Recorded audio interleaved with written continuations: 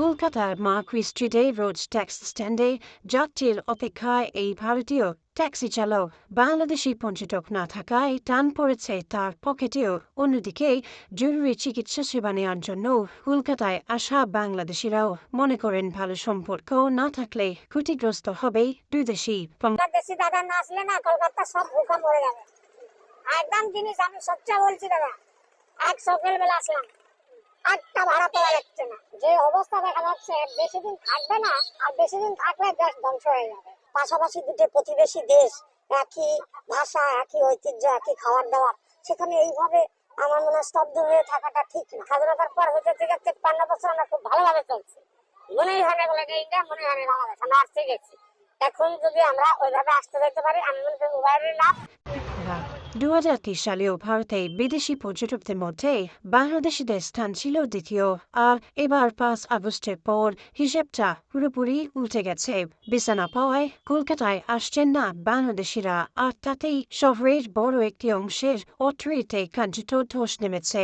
দ্রুত পরিস্থিতি স্বাভাবিক করতে দুই দেশের সরকারের প্রতি আহ্বান জানিয়ে জরুরি বৈঠক করেন স্থানীয় ব্যবসায়ী প্রতিনিধিরা।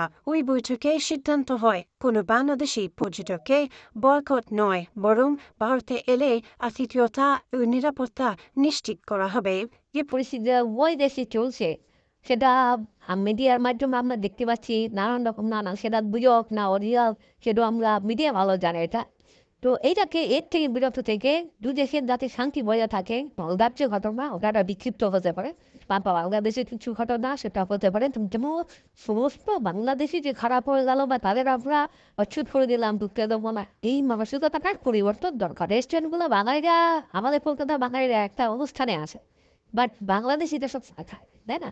তো এই জায়গাটা একটা এফেক্ট পড়েছে, মানে স্টেটের এফেক্ট পড়েছে। আপনারা আসুন, আপনার ভাই আমি, আপনার ভাই আমরা ইন্ডিয়ান, সবাই আছি, আপনাদেরকে সেফ জায়গায় রাখা, সেফভাবে চলার দায়িত্ব আমি ভারতীয় হিসাবে বলতে পারি। আসুন, পরিস্থিতি কোনো অস্বাভাবিক কিছু স্বাভাবিক সবই প্রতিদিন করে বাংলাদেশ থেকে ৫ থেকে ৬ হাজার পর্যটক আসতেন কলকাতায়। এখন সংখ্যাটা নেমে এসেছে ২ থেকে ৩০০-তে।